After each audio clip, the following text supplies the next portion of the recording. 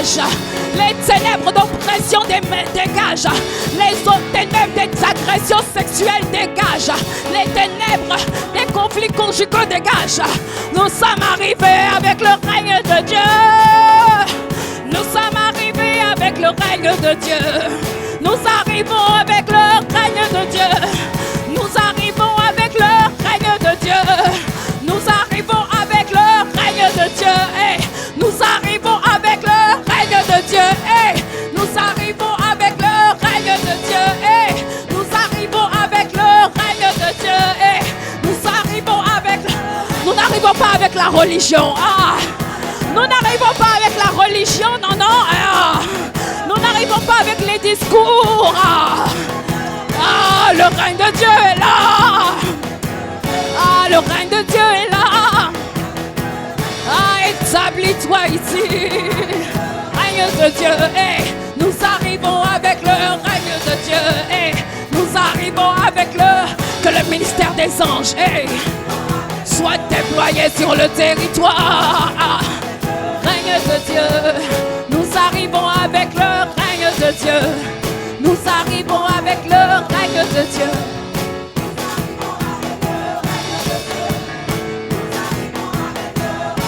Ah, le Saint-Esprit est là. Le règne de Dieu est là. Le Saint-Esprit est là. Le règne de Dieu est là. Le Saint-Esprit est là. Le règne de Dieu est là. Le Saint-Esprit est là. Il est là. Le règne de Dieu est là.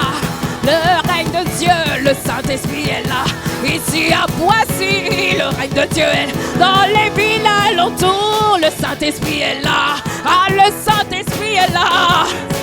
Le mouvement de Dieu, ah, l'activité de Dieu, le ministère des anges, la guérison de Dieu, le relèvement de Dieu, les merveilles de Dieu.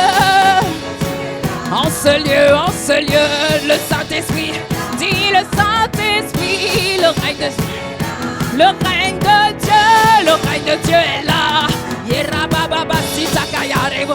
Que les ténèbres dégagent ce territoire. Le Saint-Esprit est là. Le règne de Dieu est là. Le plus fort est là. L'esprit de puissance est là. Hey, l'esprit qui soumet toutes choses est là. Ayarebo chanta. Le règne de Dieu est là. Le Saint-Esprit est là. Le règne de Dieu est là. Est-ce que tu peux acclamer, acclamer, acclamer, acclamer, acclame, acclame, acclame, acclame, acclame, acclame, acclame, acclame, acclame, acclame l'établissement du gouvernement de Dieu. Ayarebo Shanta Kaya Rebo Santa Kaya Likaskora Bababashita. Ayarebo Santa. Nous ne sommes pas venus ouvrir une nouvelle salle religieuse, non. Nous ne sommes pas venus faire un culte religieux. Nous sommes venus établir un nouveau gouvernement dans ce territoire. Est-ce que tu peux accueillir le gouvernement de Dieu à Boissy? Est-ce que tu peux accueillir le ministère des anges à Boissy? Est-ce que tu peux acclamer l'échelle qui est dressée entre le territoire de Boissy et la terre? Une échelle est dressée. Les anges peuvent monter et descendre à Boissy.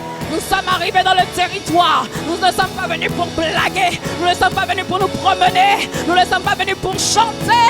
Nous sommes venus pour récupérer les âmes du territoire, récupérer le territoire, assujettir le territoire, dominer le territoire, remplir le territoire de la gloire de Dieu. Alléluia. Est-ce que tu peux acclamer, acclamer, acclamer le Seigneur? Oh, magnifique Saint-Esprit. Ce n'est pas juste un culte, c'est une échelle qui est dressée entre le ciel et la terre. C'est une porte des cieux qui est ouverte. C'est une récupération des territoires que l'ennemi avait volés. C'est une prise de possession du territoire, une prise de possession des âmes. Tu as dit, demande-moi les nations pour héritage. Nous sommes venus récupérer les nations. Nous sommes venus récupérer les âmes de ce territoire, Père. Et nous te disons merci parce que c'est toi qui as dit demande-moi. Alors, Seigneur, cette prière est exaucée. Cette échelle est établie. Ce culte inaugural, Seigneur, oh Dieu, inaugure l'établissement de ton règne dans cet endroit, Seigneur. Et pour cela, nous te louons, nous te célébrons, nous t'acclamons, nous te souhaitons la bienvenue. Mouvement de Dieu, onction de Dieu, Esprit de Dieu, je ne sais pas parler, je ne sais pas prêcher. J'ai besoin de toi. Alléluia. Merci, magnifique présence de Dieu. Merci parce que tu fais tout à merveille pendant ce culte. Parle-nous, Seigneur. Au-delà des paroles, Seigneur, oh Dieu, démontre-toi. Manifeste-toi, Seigneur, oh Dieu. Répands-toi sur chacun d'entre nous, Père. Que, Seigneur, celui qui est rentré ici découragé ressorte fortifié. Que celui qui est rentré avec l'assoupissement, Seigneur, ressorte regardé et vivifié. Que celui qui est rentré, Seigneur, avec un sentiment d'inutilité, ressorte d'ici, Seigneur, oh Dieu, avec le sentiment et la conviction que sa vie va désormais compter. Dans le nom puissant de Jésus, reçois la louange, reçois l'honneur, Père. Dans le nom de Jésus, amen, amen, amen, amen. Amen, merci à nos merveilleux chants, que Dieu vous bénisse abondamment. Alléluia. Et encore une fois, bonjour à tous, bonjour à toutes, bienvenue. Je vois, il y a des visages que je connais. Alléluia, d'autres que je ne connais pas, mais soyez tous les bienvenus à Impact Centre Chrétien Poissy. Est-ce que tu peux encore acclamer le nom du Seigneur? Amen. Amen, amen. On peut prendre place dans la présence de Dieu. Alléluia, vous avez une belle salle. Waouh! Je crois que c'est la plus belle salle quand même, hein, depuis qu'on ouvre les églises en Île-de-France. Hein? Vous êtes juste derrière la cité royale, juste derrière Boissy. En tout cas, vous avez eu la grâce. C'est vraiment une grâce, cette salle. Et cette salle ne doit pas être remplie juste de personnes qui connaissent déjà Dieu. Mais chaque semaine, le Seigneur doit rajouter de nouvelles âmes, de nouvelles personnes qui ne le connaissent pas. Dis avec moi un bon amen. Alléluia. Et vraiment, nous sommes reconnaissants parce que, pour ceux qui ne savent pas, ici nous sommes à Impact Centre Chrétien. Et donc, on vient d'ouvrir une nouvelle église, une nouvelle représentation à Poissy. Et en fait, Impact Centre Chrétien est une église qui compte plus de 170 églises dans le monde entier, qui a commencé il y a environ 22 ans. En 2002, oui c'est ça, il y a 22 ans, et dont le visionnaire, celui qui a eu à cœur de mettre en place cette vision, c'est le pasteur Ivan Castanou, pour lequel nous voulons acclamer le Seigneur. Alléluia. Bien-aimés, vous savez, en fait, vous savez, quand on prend le temps d'acclamer Dieu pour une personne, je vais expliquer d'abord, Parce qu'il y en a qui ne comprennent peut-être pas. Quand on prend le temps de célébrer Dieu, pas célébrer un homme, mais célébrer Dieu pour un homme de Dieu, pour quelqu'un que Dieu utilise, ce n'est pas le culte de la personnalité. Vous savez, les hommes veulent nous tromper, veulent nous dire non, mais ça c'est le culte de la personnalité. Pourquoi ils prennent le temps comme ça d'acclamer Dieu pour une personne? Mais bien aimé, vous savez, quand Dieu veut vous visiter, il passe par une personne. Et quand le diable veut vous visiter aussi, il passe par une personne. Quand le diable veut vous faire du mal, le diable ne vient pas en personne pour vous étrangler. Il va vous envoyer quelqu'un qui va abuser de vous. Il va vous envoyer quelqu'un qui va vous trahir, qui va vous décevoir, quelqu'un qui va vous aspirer votre joie, votre paix, votre bonheur. Vous voyez, donc le diable pour vous visiter, parce que le diable veut vous visiter, le diable pour vous visiter va passer par des gens. Et vous devez reconnaître que là, c'est le diable qui m'a visité. Mais quand Dieu veut te visiter, Dieu ne va pas venir sous la forme d'un ange. Il va passer par une personne. Et il y a réellement, en fait, une personne pour laquelle nous voulons bénir Dieu, parce que ça fait plus de 20 ans qu'il paye le prix pour que Dieu puisse passer par lui, pour que les gens soient libérés, restaurés, pour que des vies soient transformées. Et nous sommes des multitudes ici à pouvoir attester que nos vies ont été transformées à travers son obéissance. Et pour cela, nous voulons prendre le temps de bénir Dieu pour sa vie. Alléluia. Amen. Vous savez, récemment, il y a la femme d'un grand homme de Dieu, le pasteur Marcelo Tounassi, qui a rejoint le Seigneur. Et quand elle a rejoint le Seigneur, c'était incroyable parce que cette femme était très discrète. Mais le monde entier a rendu hommage à cette femme. Parce qu'en réalité, elle était discrète, mais c'était une femme qui œuvrait, qui faisait vraiment du bien autour d'elle. Et en fait, j'ai trouvé ça dommage de découvrir toutes les bonnes choses que cette femme était et faisait uniquement une fois qu'elle était partie, une fois qu'elle était déjà morte. Et bien aimé, quand les gens sont morts, on n'a aucun problème. On dit, oh, il était bien, vraiment, ma maman était merveilleuse. Mais quand ta maman était là, est-ce que tu lui disais tous les jours que c'était la plus merveilleuse des mamans, que c'était vraiment une bénédiction d'être son enfant? Des fois, on pleure des gens. Ah, c'était ma tante qui m'a tellement appris. Mais est-ce que tu prenais le temps de bénir Dieu régulièrement pour lui dire vraiment tu es une personne de valeur? Alléluia. Donc, n'attendons pas que les gens quittent nos vies pour pouvoir les célébrer. Bien-aimé, parce que quelqu'un a dit que ce que tu ne valorises pas, tu finis par le perdre. Quelqu'un encore a dit que le vrai bonheur ne s'aperçoit que lorsqu'on l'a perdu. Mais ne soyons pas de ceux qui attendent de perdre le bonheur, de perdre les bénédictions, de perdre les connexions avant de célébrer Dieu pour ces bénédictions que ces personnes sont. Alléluia. Voilà pourquoi quand on te dit, prends le temps de bénir Dieu pour ce visionnaire, cette personne par qui cette église a été enfantée, par qui des milliers de vies sont transformées dans le monde. Bien-aimé, ne te retiens pas. Ne te retiens pas. Si une seule fois ta vie a été transformée à travers sa vie, ne te retiens pas. Si une seule fois Dieu est passé par lui pour te libérer, ne te retiens pas. Si une seule fois Dieu a fait de grandes choses à travers sa vie, bien aimé, alors prends le temps de dire merci à Dieu. N'attends pas son départ. N'attends pas son départ. Prends le temps de dire merci à Dieu. Alléluia. Amen. Et le ministère de notre Père spirituel, le pasteur Ivan, ne serait pas ce qu'il est si Dieu n'avait pas mis à ses côtés une aide si merveilleuse, si incroyable, si extraordinaire. Amen. Je prends le temps de bien préciser les choses parce que peut-être que tu es nouveau ici, que tu ne sais pas. Mais donc à côté de ce visionnaire, il y a une grande visionnaire qui s'appelle Pasteur Modestine Castanou. Et à travers elle, il y a un édifice à la gloire de Dieu qui a été enfanté, qui est la Cité Royale, dont nous sommes vraiment fiers. Si tu ne connais pas, va sur Google, va sur YouTube. C'est à travers un simple vase qu'est Pasteur Maud, Maman Maud, et pour lesquels nous voulons bénir Dieu. Est-ce que tu peux prendre le temps d'acclamer le nom du Seigneur? Alléluia. Bien aimé, la Bible dit que celui qui honore un prophète reçoit une récompense de prophète. Alors que tu es en train d'honorer son serviteur et sa servante, je te vois recevoir ces mêmes grâces sur ta vie. Que la grâce de la productivité soit sur toi. Que la grâce d'enfanter des choses qui seront des prodiges à la gloire de Dieu soit sur toi. Que la grâce d'avoir un cœur d'adorateur soit sur toi. Que la grâce d'avoir un cœur tout entier à Dieu soit sur toi, Père. Dans le nom puissant de Jésus. Alléluia. Amen. Et moi, je suis vraiment honorée, vraiment. Bien aimé, quand des fois les gens me disent merci d'exister. Mais quand les gens me disent merci d'exister, je n'oublie pas les personnes par qui Dieu est passé pour me faire exister. Alléluia. Dieu m'a créé, oui. Dieu est passé par ma mère pour m'emmener sur la terre. Mais dans le ministère, dans l'église, Dieu est passé par Pasteur Yvan, par Pasteur Maud, pour faire de moi ce que je suis. Et c'est pour ça que, non, bien aimé, moi, en tout cas, tous les jours, je bénis Dieu. Alléluia. Amen.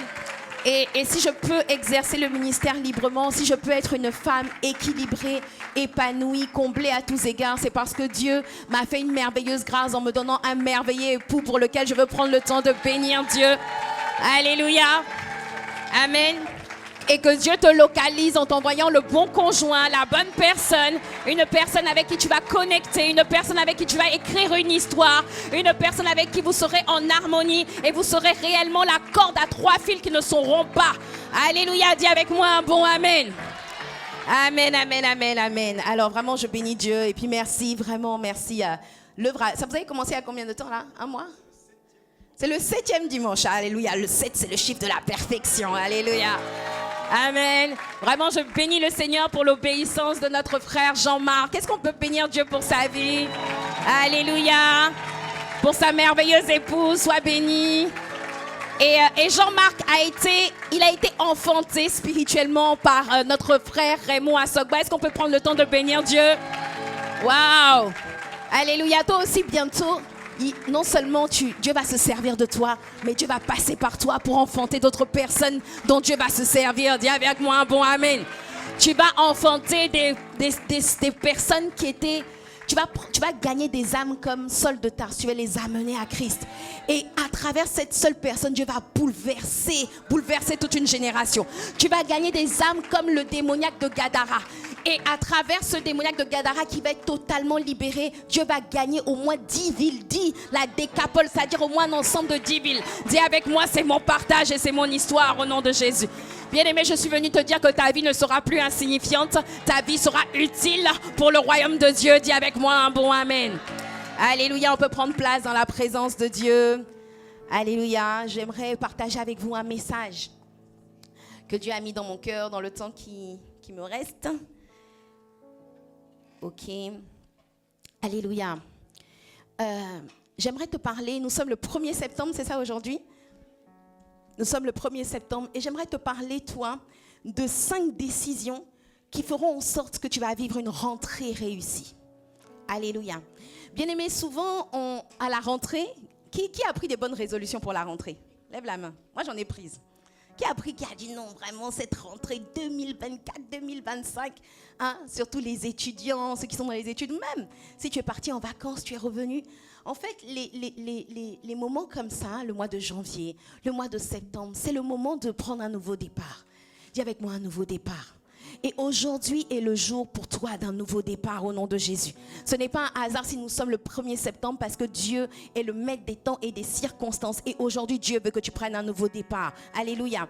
Quelle que soit ta position, Dieu veut que tu prennes un nouveau départ. Et en fait, souvent on prend des bonnes résolutions, mais parce qu'en fait, on se dit, si j'arrive à accomplir cette chose, en fait, je considérerai que ma vie est réussie. Que mon année est réussie. Il reste quoi ? 4 mois avant la fin de l'année, c'est ça ? Septembre, octobre, novembre, décembre. Il reste 4 mois. Et tu te dis, il faut absolument que, par exemple, j'ai mon permis de conduire avant la fin de l'année. Il faut absolument que je rencontre la bonne personne avant la fin de l'année. Il reste 4 mois. Il faut absolument que j'ai un enfant. Je dois tomber enceinte avant la fin de l'année. Il faut absolument que j'ai un travail. Il faut absolument que j'achète mon appartement. Il faut absolument... Ah, bien aimé, qui a ce genre de projet ? Tu peux, il n'y a pas de problème. Hein. Qui se dit non, là vraiment Seigneur, l'année ne va pas passer comme ça, tu ne vas pas m'avoir là, non. Il faut que je rencontre le frère avant la fin de l'année, il faut que mon foyer aille mieux, il faut que vraiment mes enfants réussissent leurs études, c'est ça, c'est ma priorité. Je vais me battre pour ça dans la prière, je vais jeûner, je vais prier. Mais bien aimé, laisse-moi te dire que ces éléments que souvent on poursuit ne sont pas les critères de réussite selon Dieu. Parce que des fois, on se dit, il me faut absolument ça. Si je n'ai pas ça, je n'ai pas réussi. Mais qui te dit, qui te donne ces critères de réussite ? Demande-toi qui t'a donné ces éléments-là. Qui te les a donnés ? Je discutais avec une sœur hier, et puis je ne sais même pas c'était à quel sujet, je ne sais pas comment on est arrivé dessus, mais on parlait en fait d'un enfant, voilà, oui c'est ça. On parlait d'une sœur qui avait un enfant qui lui donnait des maux de tête, qui était vraiment turbulent, qui est tout le temps à l'école, on l'appelle pour lui dire ton enfant a fait ceci, ton enfant a fait cela. Et cette sœur avec qui je parlais n'a pas encore réussi à avoir d'enfants. Ça fait plus de 5 ans qu'elle est mariée, elle n'a pas encore réussi à avoir des enfants. Et on parlait d'une autre sœur qui avait un enfant, mais dont l'enfant posait des problèmes. Et en fait, elle m'a dit, mais vraiment, quand tu as pas d'enfants, c'est un problème. Quand tu as des enfants aussi, c'est un problème. Et je lui ai dit, mais tu vois, c'est pour ça que, en fait, même si tu n'as pas d'enfant, ça ne veut pas dire que tu n'as pas réussi ta vie. C'est pas ça qui va faire que ta vie sera réussie, et c'est pas ça qui va faire que tu seras heureux ou pas. Que quelqu'un me dise un bon amen. En fait, le diable a réussi à donner au monde des espèces un faux sentiment de réussite, des critères, des choses, des éléments, des ingrédients. Si tu ne les as pas, ça veut dire que tu as échoué. Ça veut dire que tu n'es pas heureux. Et si tu les as, en fait, tu as réussi. Mais en fait, ce sont des mirages. Qui a déjà voulu avoir absolument quelque chose ? Absolument, tu t'es dit, il faut que j'achète mon appartement. Absolument, il faut que je me marie. Absolument, il faut que j'ai mon propre appartement, etc. Et puis quand tu as eu la chose, tu t'es dit, so what ? C'est quoi la suite ? C'est tout ce que ça fait. À qui c'est déjà arrivé ? Moi, ça m'est déjà arrivé. Ça m'est déjà arrivé. Je sais qu'à un moment donné, je me suis battue pour avoir ma maison. Et puis quand j'ai eu la maison, je me suis dit, on fait quoi après ?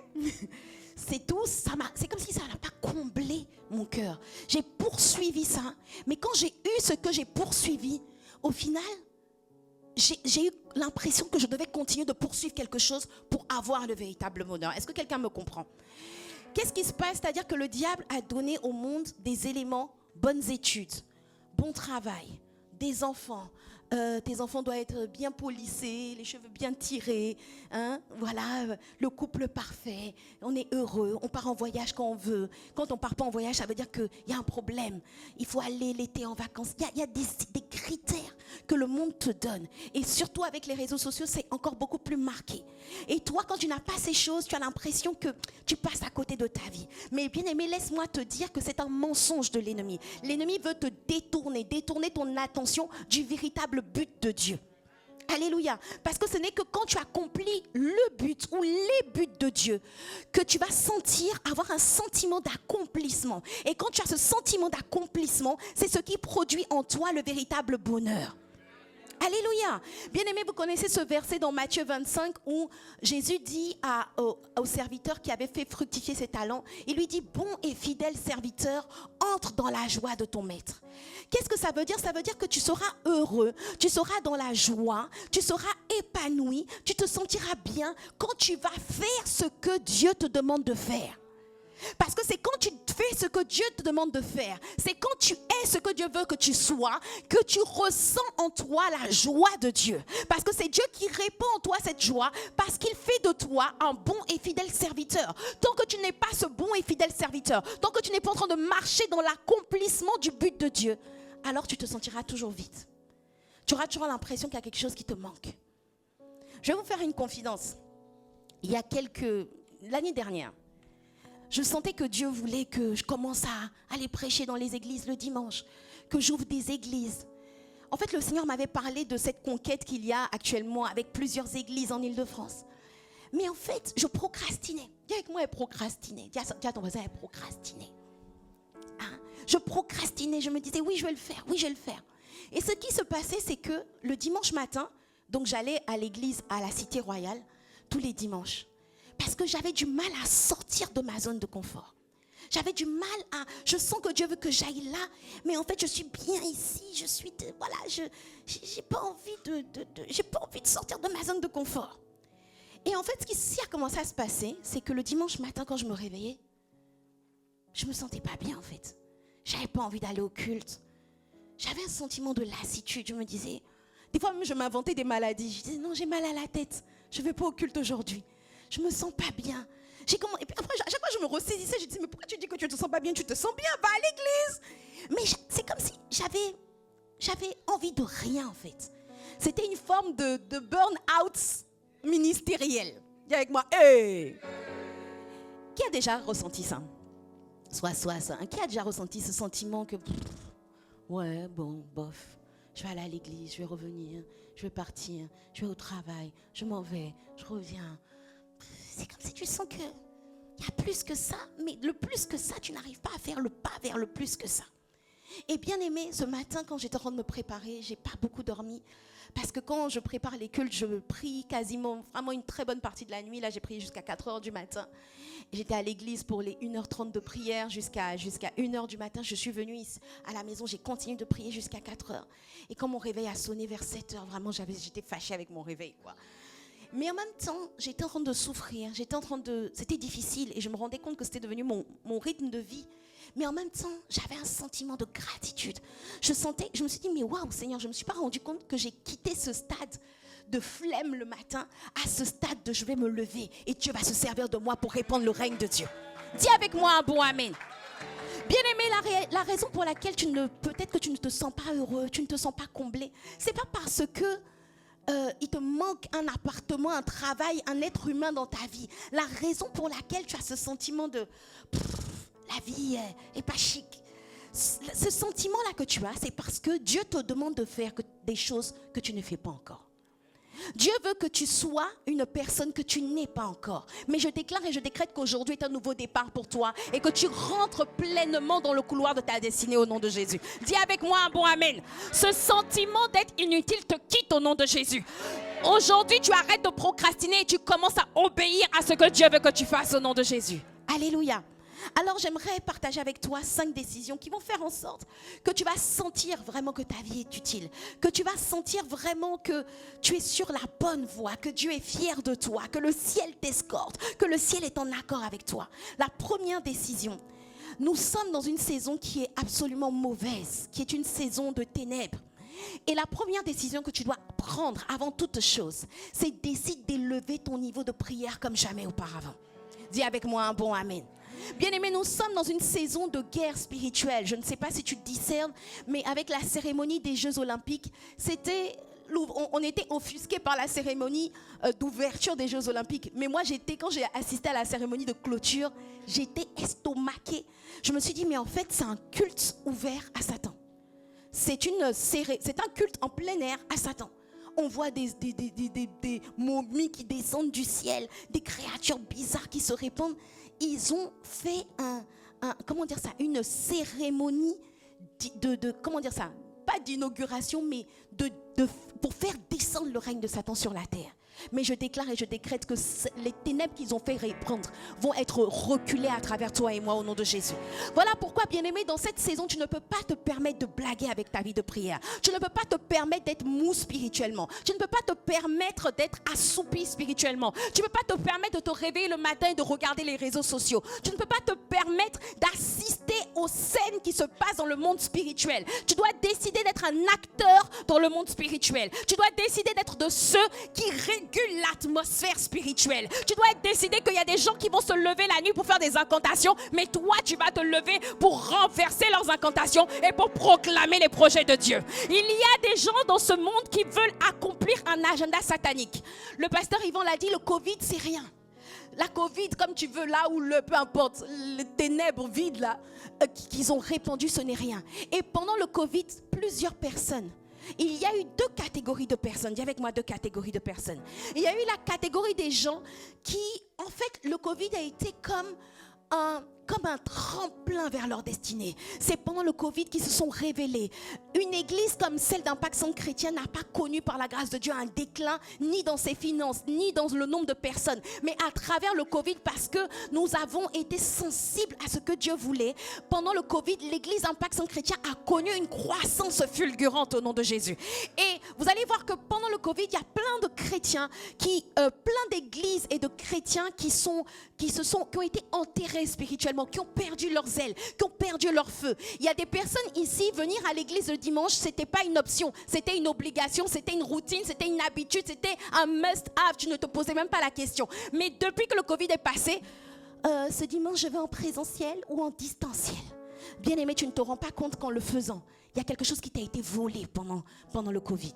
Et bien aimé, pendant le Covid, il y a eu 2 catégories de personnes qui sont distinguées. Il y a ceux qui ont comme volé, qui ont surfé sur ces ténèbres et qui ont profité de cette opportunité pour aller de l'avant, pour connaître une croissance à tous les niveaux. Et puis il y a ceux qui ont été aspirés par les ténèbres. Bien-aimé, je déclare et je décrète que tu ne seras pas aspiré par les ténèbres qui arrivent, mais que ces ténèbres seront une opportunité pour révéler la lumière que tu es. Parce que bien-aimé, tant qu'il n'y a pas les ténèbres, la lumière ne peut pas être révélée. Si la lumière qui est là, si bien-aimé, il faut que, par exemple, si j'éteins la lumière ici et que toi, tu as une lampe dans ta main, on verra la lampe. Mais si tu allumes la lampe de ton téléphone tout de suite, on ne verra pas la lampe. Donc, il faut que les ténèbres soient là pour révéler la lumière que tu es. Les ténèbres ne sont pas là pour étouffer ta lumière. Les ténèbres sont là pour révéler ta lumière. Mais qui sont ceux qui pourront être révélés dans ces ténèbres? La Bible dit dans Daniel 11, verset 32, ceux du peuple qui connaîtront leur Dieu agiront avec fermeté et feront de grands exploits. Dans Daniel 11, Daniel décrit la fin des temps. Il décrit toutes les abominations qu'il y aura dans la fin des temps. Et bien aimé, il y aura dans l'atmosphère un esprit d'assoupissement, un esprit qui pousse au péché, un esprit qui pousse à toute forme de vice et d'abomination. Mais bien aimé, c'est pas juste parce que tu viens à l'église que tu vas survivre. Il y a 2 catégories. Il y a ceux qui vont être aspirés par les ténèbres et il y a ceux qui vont dominer les ténèbres. Mais bien aimé, je déclare et je décrète que tu seras de ceux qui vont dominer les ténèbres dans le nom puissant de Jésus. Dis avec moi un bon amen. Voilà pourquoi tu dois quitter la catégorie de ceux qui prient uniquement, mais tu dois être dans la catégorie de ceux qui ont une intimité avec Dieu, de ceux qui connaissent Dieu, de ceux qui entendent Dieu, de ceux qui montent dans les hautes spirituel. Ils ne se contentent pas juste dire, c'est bon, j'ai prié 1 heure. Ils montent dans les hauteurs. Ils entendent Dieu. Ils ne sont pas pris par surprise. Dieu leur révèle les choses qui vont arriver. Je déclare et je décrète que Dieu va te révéler les projets que l'ennemi a prévus sur ta famille. Les projets que Dieu a prévus dans ton quartier. Dieu va te les révéler. Dieu va te les révéler. Et tu vas te lever comme une sentinelle pour arrêter les projets de l'ennemi dans le nom de Jésus. À travers ta bouche, les projets de l'ennemi seront anéantis. Dis avec moi un beau amen. Mais pour cela, il faut que tu te lèves spirituellement. Tu ne peux pas rester à la dimension. La dimension de prière que tu as ne suffit pas pour confronter les ténèbres qui arrivent. Il faut monter plus haut afin de dominer ces ténèbres. Dis avec moi un beau amen. Tu dois décider de changer de catégorie. Dis à ton voisin, change de catégorie. Change de catégorie, ne sois pas juste de ceux qui subissent les ténèbres. Décide d'être de ceux qui ont une intimité, de ceux qui entendent, de ceux qui ne sont pas pris par surprise. Bien-aimé, l'ennemi ne te surprendra pas en cette saison. Il ne te surprendra pas avec des maladies bizarres, avec la variole du singe, avec la variole du gorille, avec la variole du chimpanzé. L'ennemi ne te surprendra pas, mais Dieu va écraser tes ennemis devant toi. Dis avec moi un bon amen. Mais pour ça, il faut que tu montes. Il faut que tu sois de ceux qui sont des sentinelles, de ceux qui régulent l'atmosphère spirituelle, de ceux qui changent l'atmosphère du quartier. Peut-être que le diable avait prévu que c'est aujourd'hui, dans ton quartier, il y allait avoir une guerre de gangs, et puis que quelqu'un allait mourir. Mais bien aimé, à travers ton intercession, à travers tes prières, tu ne sais pas pourquoi tu te réveilles à 3 heures du matin. Et tu te mets à prier de façon intense, de façon intense, de façon intense. Tu ne sais pas pourquoi tu pries, mais Dieu est en train de se servir de ta matrice spirituelle pour arrêter les projets de malheur que l'ennemi a prévus dans ton quartier. Dis avec moi un bon amen. Il y a plus que juste prier pour avoir un bon travail. C'est minable ça. Laisse ça aux païens. Laisse ça aux gens qui n'ont rien à faire de leur vie. Laisse ça aux gens que le diable blague. Le diable leur ment. Tu poursuis. Bien-aimé, laisse-moi te dire que ça, c'est le deuxième point. La première décision, je t'ai dit, décide d'élever ton niveau de prière. Décide, ne reste pas en bas. Quand tu es dans la vallée, quand tu es en bas, c'est là qu'en fait, n'importe qui peut t'atteindre. Mais plus tu montes dans les hauteurs, celui qui veut t'atteindre ne pourra pas t'atteindre parce que tu es dans les hauteurs avec Dieu. Alléluia. Dis avec moi un bon amen. Et la deuxième décision, décide de rechercher plus que jamais à accomplir le but de Dieu et non pas de rechercher les privilèges de Dieu. Cherche le but de Dieu, ne cherche pas les privilèges de Dieu. Dis à ton voisin, cherche le but de Dieu. Dis à notre voisin, ne cherche pas les privilèges de Dieu.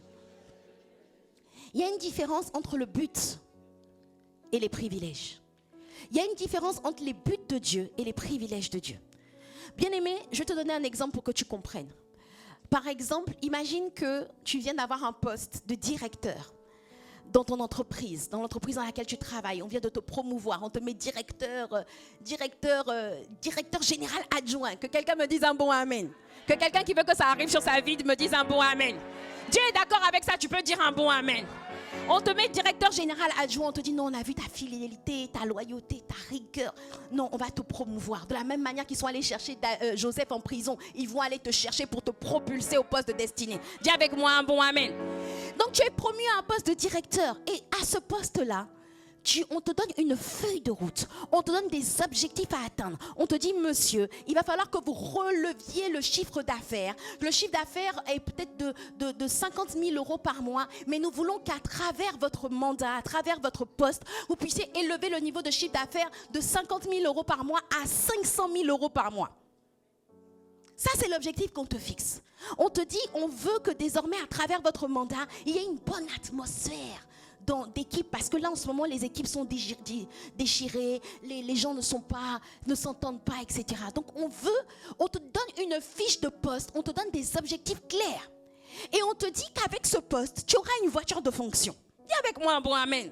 On te dit que tu auras le 13e et le 14e mois. On te dit que tu auras la prime d'intéressement qui est l'équivalent de 10 000 euros. Oh, dis avec moi un bon amen. Mais ça existe, hein? Ça existe. On te dit que tu auras des tickets gratuits pour aller à Disneyland. Le comité d'entreprise t'offre des tickets gratuits pour aller en famille au parc Astérix, pour aller regarder tel spectacle. Tu as plein d'avantages. Mais bien aimé, ces choses, ce sont les privilèges qui sont liés à ton poste. Maintenant, imagine que toi, tu vas au travail tous les matins. Et puis tu dis, est-ce que je peux avoir mes tickets de Disneyland? Et puis après, tu pars dans un autre bureau. J'aurais bien mon bonus à la fin du mois. On dit oui, mais si vous accomplissez les chiffres, oui, aucun problème, vous aurez le bonus toute la journée, toute la semaine. Du lundi au vendredi, toi tu viens. Est-ce que tu vas chez les RH? Est-ce que le salaire de 5 000 € qu'on m'a promis, je l'aurai bien? Tu dis, mais monsieur, vous inquiétez pas en fait. Tant que vous faites votre travail, vous aurez vos 5 000 € à la fin du mois. Mais est-ce que la prime d'intéressement qui est prévue au mois d'avril 2025, je vais bien l'avoir? Je me dis, est-ce qu'il va bien ce directeur-là? Est-ce qu'on l'a bien choisi? Pourquoi? Parce que tu n'as pas besoin de poursuivre les privilèges qui sont liés à ton poste. Tu as juste besoin d'atteindre les objectifs qui te sont assignés, qui sont liés à ton poste. Et quand tu atteins les objectifs, les privilèges suivent de facto. Vous avez déjà vu quelqu'un qui se lève tous les matins pour poursuivre les privilèges? Tu ne poursuis pas les privilèges, tu bénis Dieu pour les privilèges. Mais en fait, les privilèges poursuivent automatiquement ceux qui atteignent les objectifs. Dis avec moi un bon amen. C'est la même chose avec Dieu.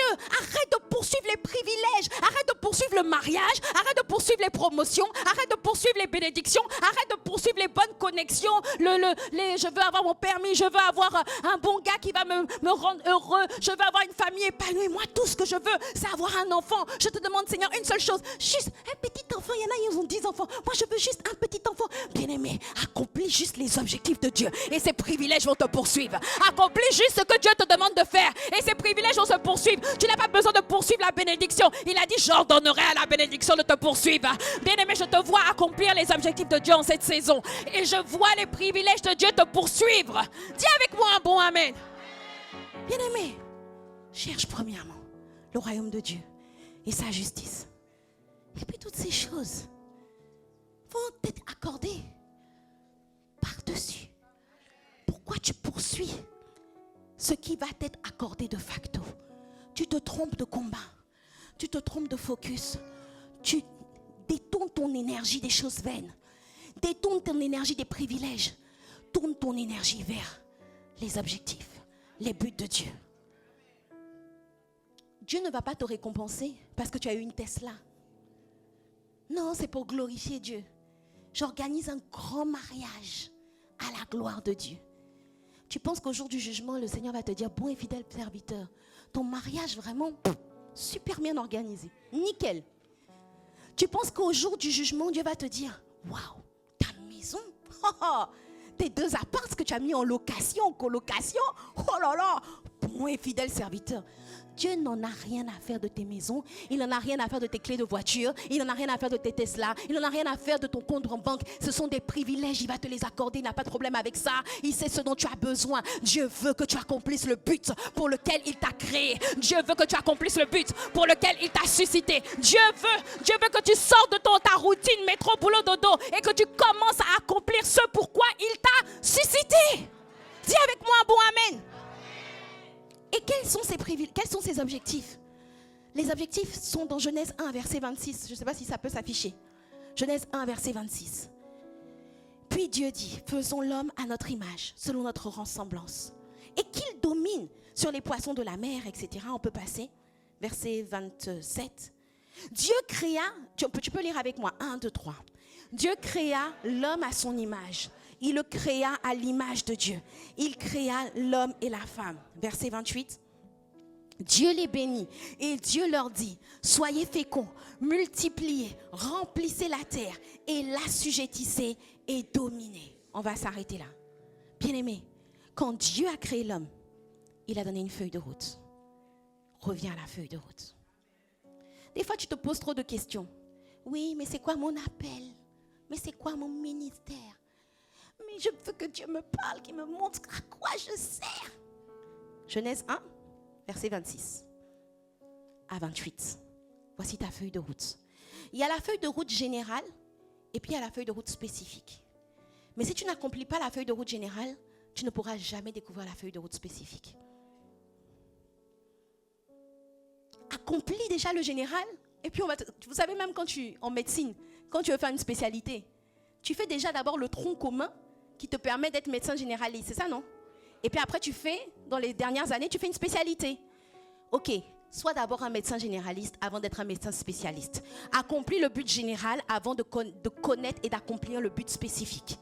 Si tu n'accomplis pas le but général, si tu ne fais pas le tronc commun, Dieu ne va jamais t'emmener dans ta spécialité.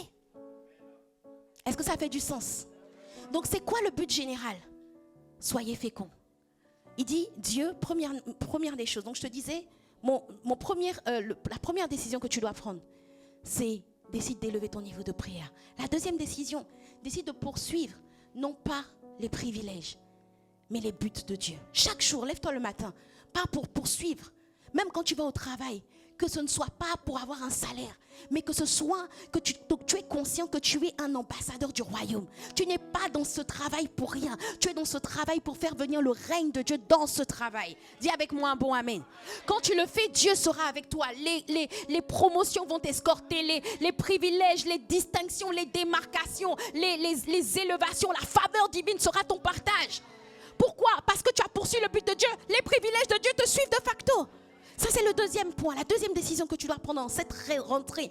Si tu veux vivre les 4 derniers mois réussis, décide de poursuivre les buts et pas les privilèges. La troisième décision, décide de remporter la bataille de l'image et de la ressemblance. Dis à ton voisin, décide de remporter la bataille de l'image. Pourquoi je te donne ça comme décision? Parce qu'en fait, dans les buts de Dieu, dans Genèse 1, verset 26, il dit quoi? On peut réafficher. Il dit, faisons l'homme à notre image, selon notre ressemblance. Donc la première des choses qui va faire que Dieu va te regarder et qui va acclamer et qui va dire, waouh, quelle réussite, c'est que Dieu va trouver en toi son image et sa ressemblance. Dis avec moi un bon amen. Bien-aimé, vous savez quand un enfant vient de naître, qu'est-ce qu'on regarde en premier? On regarde son visage et puis on dit quoi? Il ressemble à qui? Hey, il a le nez de son papa. Ce sont les oreilles de sa maman. Et puis les gens de la belle famille viennent. Ils prennent les doigts. Il a les doigts de notre famille. Après, les gens regardent. On dit, mais... Et quand il ressemble ni au papa ni à sa maman, les gens sont troublés. On dit, mais il ressemble à qui? Et puis on dit, mais il se ressemble lui-même. Les gens sont troublés parce qu'il faut que tu ressembles à ton papa ou à ta maman. Sinon, tu es suspect. La maman devient suspecte. Parce qu'on sait que moi, c'est sorti de son ventre. On m'a dit, Vous savez, moi, je suis métisse très claire. Et en fait, j'ai grandi avec un père noir. Qui, en réalité, n'est pas mon vrai père. Sauf que je ne le savais pas. Et à chaque fois que je présentais mon père, ma mère, les gens me disaient, va demander à ta maman qui est ton papa. Pourquoi? Parce que on doit sentir que tu sors du papa et de la maman. Ouh, on sent que c'est un mixte. Tu as pris les oreilles là, tu as pris le nez là. Mais quand toi, ton papa a un nez long, ta maman a un nez long, toi tu as un nez plat. Tu es suspect. Dis avec moi, il est suspect. Dis, cet enfant est suspect. Comment lui-même, il est sorti des parents, mais il ne ressemble pas aux parents. Bien aimé, c'est la même chose. Dieu, quand il te regarde, il veut juste voir si tu lui ressembles. Il veut juste voir s'il y a son image. Tu ne peux pas dire, je suis enfant de Dieu, je ne suis plus esclave de la mort. Je suis enfant de Dieu. Tu vas au travail. Ah, tu sais, moi, je suis un enfant de Dieu. Je ne fais pas ces choses-là. Je ne peux pas aller à la pause déjeuner avec vous. La musique du monde, je ne peux pas écouter. Et puis, dès qu'il y a une situation, tu t'énerves. Tu critiques. Quand il faut, le directeur au travail a fait une erreur, tu t'assois avec les calomniateurs et vous faites une réunion de calomnie. Et tu dis, je suis enfant de Dieu. Et Dieu regarde, il dit non, ne me ressemble pas, c'est pas mon image. Dis avec moi, Mais le diable regarde et dit, waouh, à mon image, selon ma ressemblance. Dis avec moi, quelle est l'image qui est en toi? L'image de la bête ou l'image de Dieu? Il n'y a pas une image neutre. Est-ce que Dieu peut trouver son image, c'est-à-dire son amour, sa paix qui surpasse toute intelligence, sa joie qui ne dépend pas des circonstances, sa capacité à pardonner? Parce qu'il y a des situations que tu vis, tu dis non, Dieu même comprend que là, je ne peux pas pardonner. Dieu sait, je ne suis pas en fer. Hein? Il y en a qui disent, non, je ne suis pas enfer, je suis un être humain.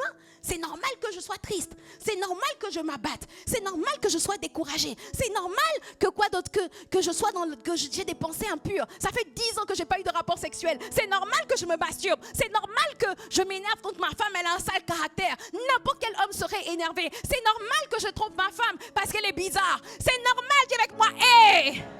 Bien aimé, ce n'est pas normal. Dis avec moi, ce n'est pas normal. Parce que quand tu le fais, tu es en train de t'échouer. Pourquoi? Parce que le diable est en train de graver son image en toi. Et l'image de Dieu est en train de disparaître en toi. Mais chaque jour, tu dois t'évertuer à remporter la bataille de l'image. Ça veut dire que Dieu veut faire asseoir son image en toi, à travers les épreuves. Les épreuves, l'objectif des épreuves, ce n'est pas de te tuer, c'est de que tu puisses mourir afin que Christ puisse apparaître. Dis avec moi un bon amen. Moi, j'aime bien donner cet exemple. Souvent, les gens vont te dire, vraiment, je prie pour que mon mari change. Vraiment, hé, va voir au salon là-bas, mon mari, c'est Satan en personne qui est assis au salon. Mon mari, il est trop bizarre. Il n'est pas spirituel. Il n'est pas ceci. Il n'est pas cela. Mon directeur au travail, il est méchant. Il me persécute. Ma mère, c'est une sorcière. Dis avec moi, mais bien aimé, Dieu, des fois, laisse des situations inchangées. Parce qu'à travers cette situation, Dieu veut travailler ton caractère. Toi, tu pries pour que la situation change. Mais Dieu prie pour que toi, tu changes. Oui, tu peux acclamer le Seigneur. Tu peux acclamer le Seigneur. Il y a trop de choses pour lesquelles tu attends un changement. Mais Dieu attend ton changement. Parce qu'il dit, je crois que c'est dans Jacques, il dit, il faut que la patience accomplisse parfaitement son œuvre.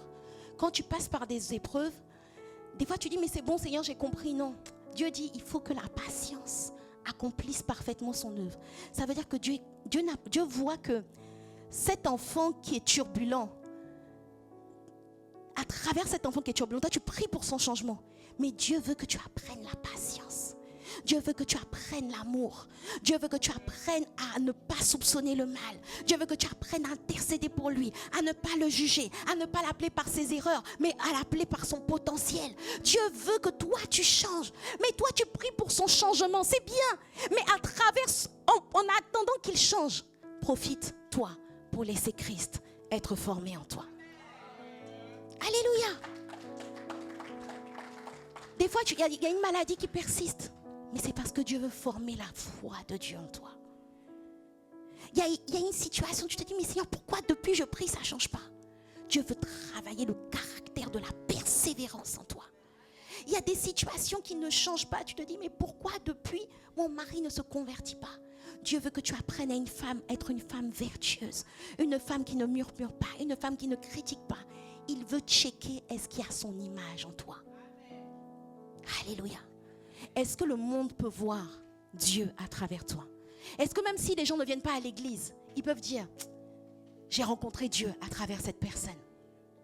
Il faut que ce soit ça ton objectif quand tu vas au travail. Ce n'est pas de performer avant tout. C'est que l'image de Dieu soit visible en toi. Récemment, je parlais avec ma mère qui n'est pas convertie encore, mais ça vient par la grâce de Dieu. Et en fait, elle avait un problème pour faire ses papiers administratifs. Et elle était bloquée. Et je lui ai envoyé quelqu'un, parce qu'elle est en Côte d'Ivoire, et je lui ai envoyé quelqu'un de ICC à Abidjan.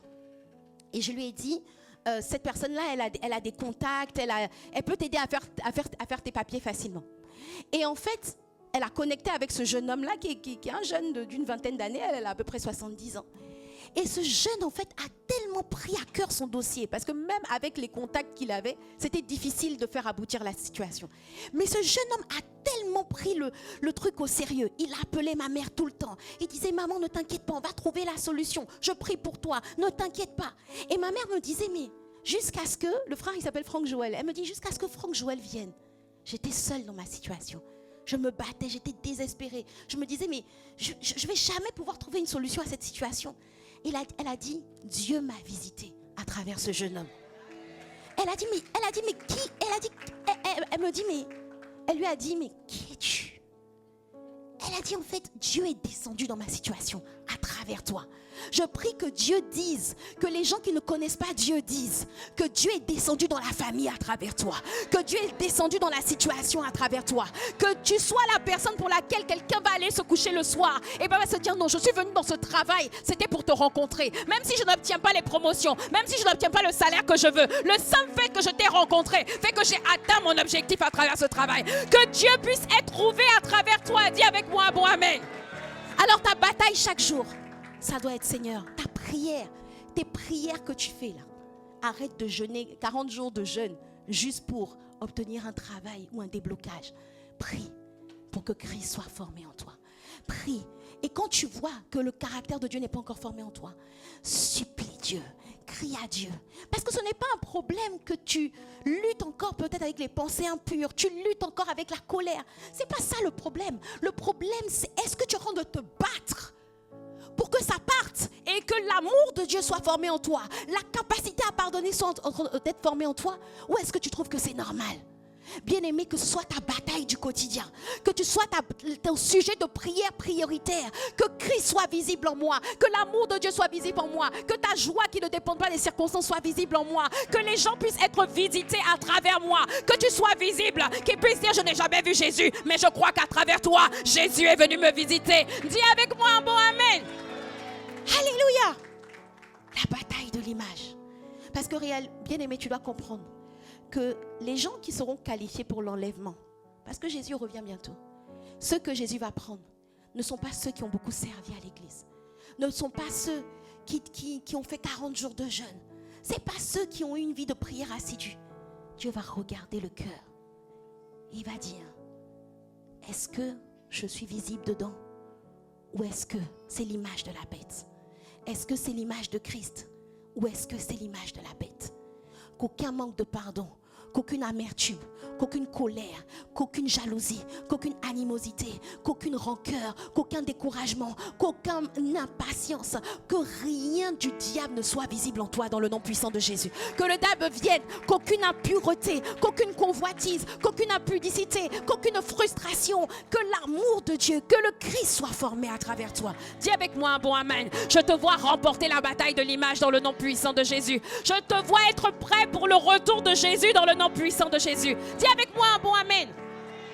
C'est la troisième décision que tu dois prendre.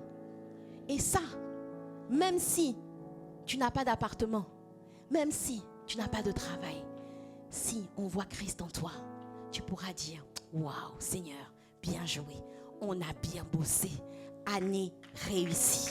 Tu pourras mettre le coche vert. Objectif atteint. Les privilèges vont me poursuivre tant que l'image de Dieu est visible à l'intérieur de moi. Dis avec moi un bon amen. Ça, c'est la troisième décision, c'est ça. Hein? Troisième décision. Décide de remporter la bataille de l'image. De l'image, mais aussi de la ressemblance. Il a dit, faisons l'homme à notre image, selon notre ressemblance. L'image parle du caractère, du être. La ressemblance parle de tes actions, de tes œuvres. Est-ce que quand on voit ton emploi du temps, est-ce que quand on voit ta gestion du temps, est-ce que tu ressembles à Jésus lorsqu'il était sur la terre, ou est-ce que tu ressembles à n'importe quel gars de la société? Est-ce que tous les matins, tu vas de lieu en lieu, faisant métro, boulot, dodo? Ou est-ce que, oui, tu vas au travail, mais à ce travail, tu détruis les œuvres du diable. À ce travail, tu annonces l'évangile. Parce qu'en Acte 10, verset 38, il dit, vous avez vu comment Dieu a oint Jésus-Christ. Vous savez comment Dieu a oint. On va le lire ensemble. 1, 2, 3. Vous savez comment Dieu a oint du Saint-Esprit et de force Jésus de Nazareth qui allait de lieu en lieu, faisant du bien et guérissant tous ceux qui étaient sous l'empire du diable, car Dieu était avec lui. Laisse le verset à l'écran. Tu dois ressembler à ça tous les jours. Ça, arrête de te demander, oui, est-ce que Dieu m'appelle dans la finance, dans la politique, machin. Bien-aimé, là où tu es, fais ça. Fais ça. Tous les jours. Si tu fais ça, peut-être que tu n'auras pas fait toutes les tâches de ta to-do list, mais tu peux considérer, si tu as fait ça, que ta journée est réussie. C'est-à-dire, il dit que Dieu a oint de Saint-Esprit de force Jésus qui allait de lieu en lieu faisant du bien et guérissant tous ceux qui sont sous l'empire du diable. Décide qu'à travers toi, il y a des gens qui sont oppressés. L'oppression va s'arrêter. à travers tes prières. Il y a des gens qui sont malades. Décide de prier pour les gens qui sont malades autour de toi. Ne te demande pas est-ce que ça va marcher. Toi, tu fais ce que Dieu t'a demandé de faire et le Saint-Esprit va faire le reste. Décide de prier pour ceux qui sont malades. Décide d'annoncer l'évangile à ceux qui ne connaissent pas Christ. Bien-aimé, tu dois décider qu'à travers toi, est-ce qu'il y a des personnes ici ou il y a des personnes quelque part qui peuvent aller se coucher en disant je bénis Dieu pour sa vie parce que Dieu m'a conseillé à travers sa vie, parce que Dieu m'a fortifié à travers sa vie, parce que Dieu m'a encouragé à travers sa vie. J'étais faible, mais Dieu est passé par elle pour me libérer. J'étais oppressée, les oppressions se sont arrêtées à travers moi. Bien-aimé, Dieu veut que ton emploi du temps ressemble à son emploi du temps. Dis avec moi, bon amen. Si toi tu vas au travail, tu prends les païens se lèvent le matin. Eux, ils se lèvent, ils courent rapidement, ils vont prendre une tasse de café, ils courent, ils vont au travail. Toi, bon, tu te lèves, allez. Toi, la différence, c'est que toi, tu te connectes au moins un temps de prière pendant que tu es en train de te préparer. Tu te prépares, tu t'en vas. 1 heure de bouchon, ils font 1 heure de bouchon, tu fais 1 heure de bouchon. Ensuite, ils sont là au travail, en train de résoudre les trucs, ils galèrent des fois avec les trucs. Toi aussi, tu galères. Vous savez, vous vous ressemblez. Et puis ensuite, le soir, tu rentres à la maison, tu dis, oh là là, c'était épuisant. Encore 1 heure de trajet. Pendant laquelle, eux, sur le trajet, ils ne parlent à personne. Ils parlent à leurs réseaux sociaux. Toi aussi, sur ton trajet, tu ne parles à personne. Tu parles à tes réseaux sociaux. Tu fais ta petite lecture. Et tu arrives à la maison, tu es fatigué.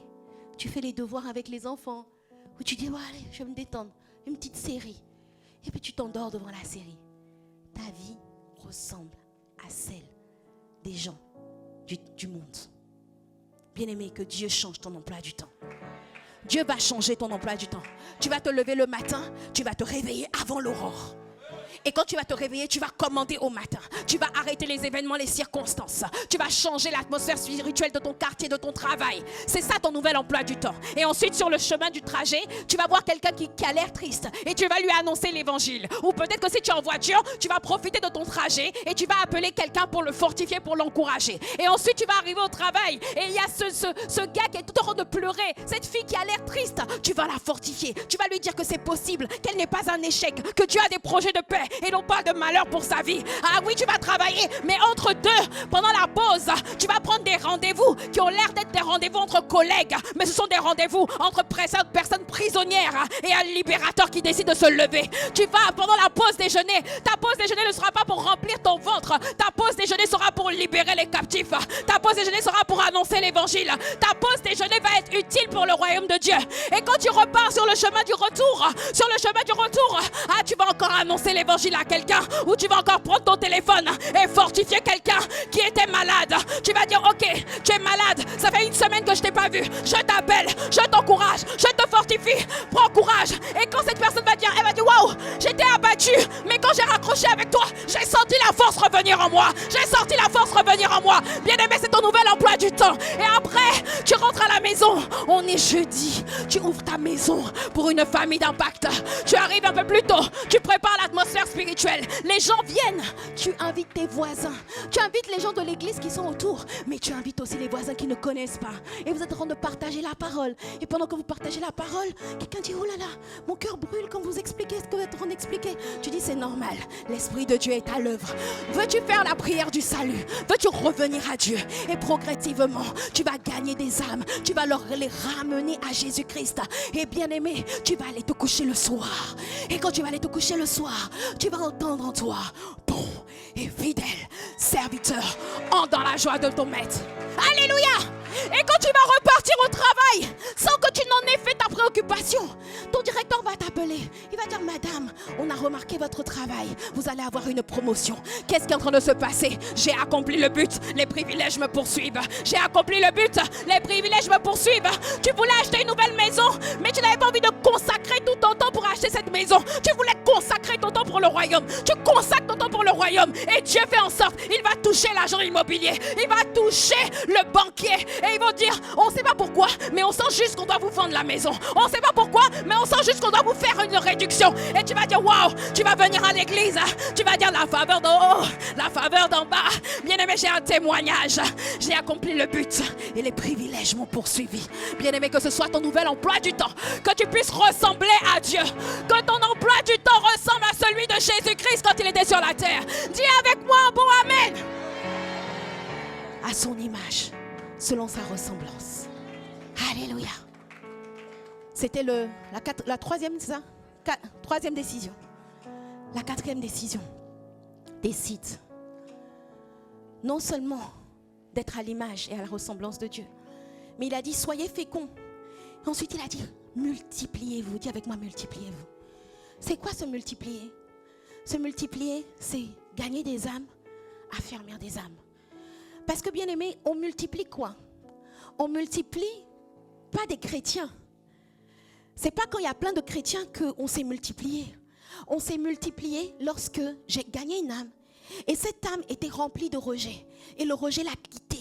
Maintenant, elle est remplie d'amour. On se multiplie quand on reproduit sur la terre des personnes qui, elles aussi, ont l'image de Dieu. Donc, il ne s'agit pas juste de gagner des âmes. Il faut les gagner. Et il faut faire en sorte que l'image de Dieu soit gravée en elles. Alléluia. Parce qu'il y a des gens, ils disent, oui, moi, mon appel, c'est évangéliste. Je veux juste évangéliser. J'évangélise et ensuite, je ramène à l'église. Mais bien aimé, ça veut dire que tu es un donneur de sperme. Ben oui, toi tu veux juste donner ton sperme. Oui, c'est par l'Éternel. Dieu va te truc. Il dit ok, j'accepte Jésus. Et puis quand il vient, non, moi je m'occupe pas de toi. Il y a des gens dans l'église qui vont s'occuper de toi. Mais tu es quoi? Tu es un géniteur, tu n'es pas un père. Tu es un donneur de sperme, tu n'es pas un père. Tu n'es pas une mère. Tu n'es pas juste une mère. Tu n'es pas juste là pour que quelqu'un vienne naître de nouveau et puis après tu ne veux pas t'en occuper. Bien aimé, tu n'es pas juste là. T'imagines, c'est comme si ton enfant naît et puis tu dis bon, je vais le confier à ma grand-mère. Je vais le confier. Oui, je sais que ça se fait dans certains endroits. Mais bien aimé, que ce ne soit pas ton partage au nom de Jésus. Tu n'auras pas juste des enfants qui naissent parce que ce ne seront pas des enfants. Le but n'est pas de faire des enfants de la rue. Le but est d'engendrer des enfants de destinée. Pas des enfants de la rue. Pas des enfants qu'on fait naître et puis on les laisse dans la rue. Mais des enfants qui accomplissent leur destinée. Dis avec moi un bon amen. Tu dois faire en sorte, tu dois t'investir pour gagner et affermir. Dis avec moi gagner et affermir. Et les familles d'impact sont un excellent moyen pour le faire. Je sais que quand je rentre te parler, beaucoup d'entre nous, on se dit, mais comment je fais? Je commence par quoi? Je vais faire quoi? C'est quoi la première action? Bien aimé, c'est ma 5e décision, c'est ça? Décide de t'investir dans les familles d'impact. Dis à ton voisin, décide. Il y a un qui dort là, donne-lui un gros coup de coude gentil avec douceur. Hein? Donne-lui un petit coup comme ça. Là. Tu lui dis, décide de t'investir dans les familles d'impact.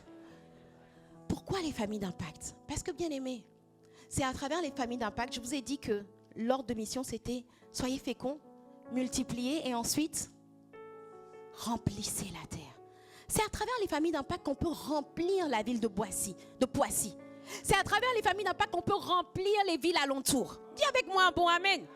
Parce que ce n'est pas juste ici là qu'on va remplir. Est-ce qu'en étant juste ici, même si on fait 3 cultes et ça va arriver et que tous ces sièges seront remplis, même si on remplit et qu'on est à 300, à 500 personnes, bien aimés, on n'aura pas rempli la ville de Poissy. Il faut que chaque 5 minutes, il y ait une ambassade dans la ville de Poissy. Il faut que dans les villes alentours, on puisse remplir, je vais citer les villes alentours, on puisse remplir les villes alentours de la gloire de Dieu. Il faut que dans chaque ville alentour, il y ait une ambassade de Dieu. Il y ait 2 ou 3 personnes qui s'assemblent et qui disent ta gloire est en ce lieu, ta gloire est en ce lieu. Et en le faisant, vous êtes en train de bâtir un autel à Dieu. Et 5 minutes plus tard, il y a quelqu'un aussi qui est en train de prier avec 2 autres personnes qui sont en train d'élever un autel à Dieu. Et 5 minutes plus tard, ne dis pas non, il y a déjà une famille d'impact à 5 minutes de chez moi. Plus on est nombreux, plus on rit. Plus on est nombreux, plus on est puissant. Plus on est puissant, plus on peut non seulement remplir le territoire, mais on peut assujettir le territoire. Dis avec moi un bon amen. Bien aimé, on doit chercher à être un peuple nombreux. Dans les villes alentours, il doit y avoir des familles d'impact, plusieurs familles d'impact dans la ville de Poissy, plusieurs familles d'impact dans la ville de Carrière-sous-Poissy, dans la ville de Chambourcy. À Achères, le règne de Dieu arrive à travers les familles d'impact. À Aigremont, à Vilaine, à Médian, à Saint-Germain-en-Laye, à Fourqueux, à Triel, en Chanteloup-les-Vignes, à Orgeval, à Mareil-Marly, au Ménil-le-Roi, au Bec, au Montesson, à Vernouillet, à Maison-Lafitte, à Port-Marly, à Montecourt-au-Vésiné, à Marly-le-Roi, à Verneuil, à Montraville, à Conflans-Sainte-Honorine, à Sartrouville, à Chadoux, bien-aimé, à Croissy-sur-Seine, à Louveciennes, à Noisy-le-Roi, à Chavenay, à Carrière-sur-Seine, bien-aimé. Nous allons implanter des territoires, nous allons prendre les territoires, nous allons établir le règne de Dieu et la gloire de Dieu va se répandre. Là où il y avait dans ces territoires, bien-aimés, il y a des agents du diable.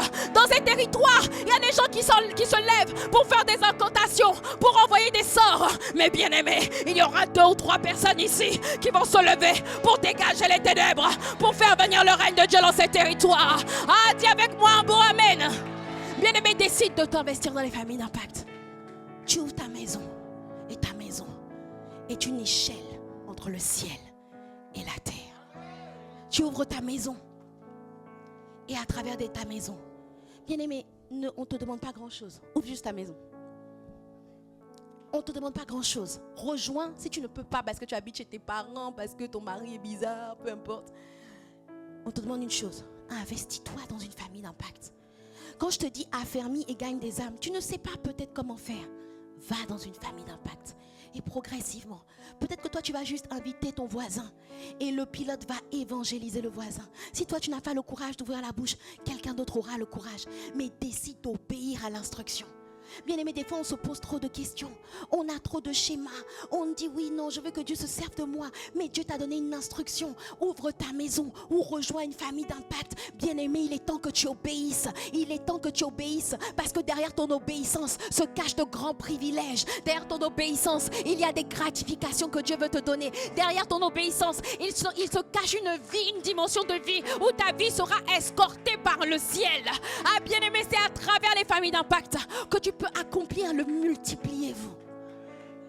Multipliez-vous. Remplissez la terre. Assujettissez. Pourquoi assujettissez? Parce que bien aimé, plus on est nombreux, plus on est puissant. Vous allez voir dans la Bible, à chaque fois qu'on parle d'un peuple nombreux, on dit en même temps que ce peuple était puissant.